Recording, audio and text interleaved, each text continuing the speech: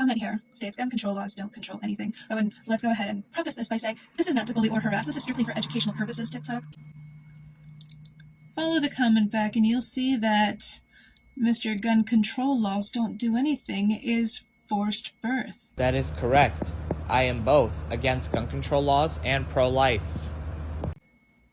Stating, in his opinion, that a fetus is the same thing as a child, which it is not. A child is an independent being from the mother. It has been born.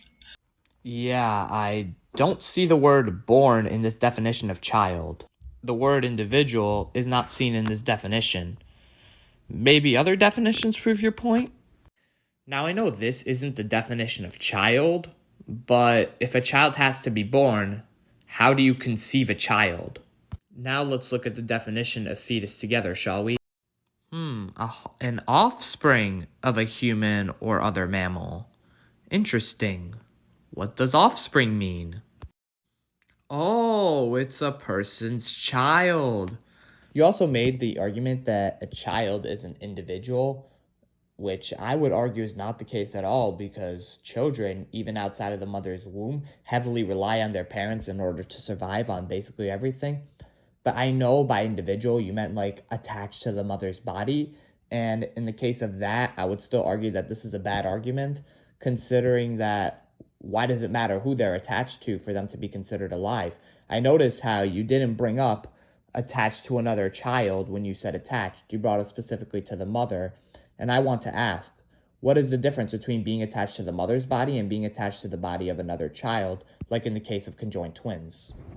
A fetus is a stage of pregnancy, a potential to become a child. I believe the word you're looking for when you say child is neonate, which is what a baby is when it's initially born.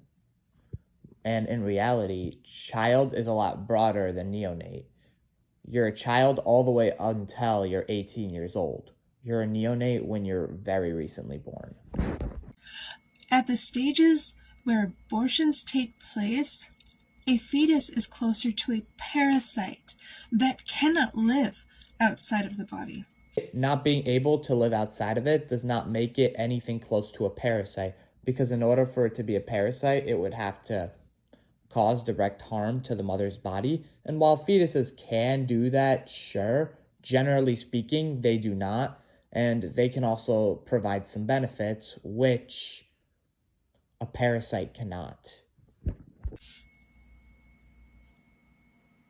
Gun control laws don't do anything. But let's put laws on women's bodies and control them. Okay, so I'm not sure where you're going with this. However, if you want to make the argument that, like, why are we banning gun control if it doesn't work? Why do you think abortion would? Or anti-abortion laws would?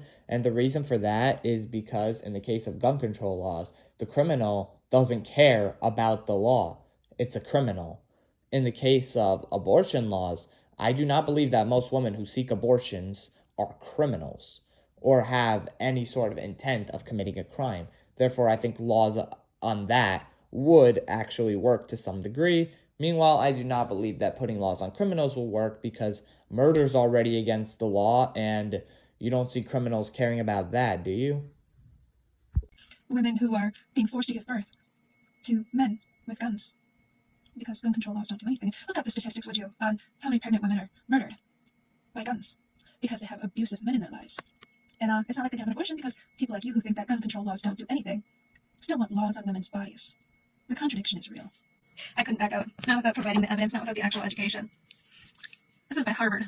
So if you got the information, you can go ahead and look it up yourself. Homicide is the leading cause of death for pregnant women in the United States. Pregnancy-associated homicides are on the rise in the United States. This by NIH. That was Friday, September 16th, 2022. So while you want to continue putting laws on women's bodies and forcing them to remain with men who are abusive and forcing them into pregnant situations in the first place, those men who have guns, because gun control laws don't do anything, hypocrisy is real. Okay, so you brought up the fact that there's a lot of violence when it comes to pregnant women statistics. And while I do agree that this is messed up, I don't think gun control laws or banning guns is going to change that fact. And not only that, but gun control laws don't only apply to men, they also apply to women. So if you're concerned with an abusive relationship, you are free to buy a gun yourself to potentially protect yourself from the man. And not only that, but if you are in an abusive relationship, I am not at all making the argument that you should stay with that man. No, leave him and either get him in jail or at bare minimum get him to pay your child support. And no, I do not believe that that should give you the right for abortion to get an abortion, because you are still killing a child in that case. And I don't believe that the evil actions of your husband justify your evil actions to kill a child.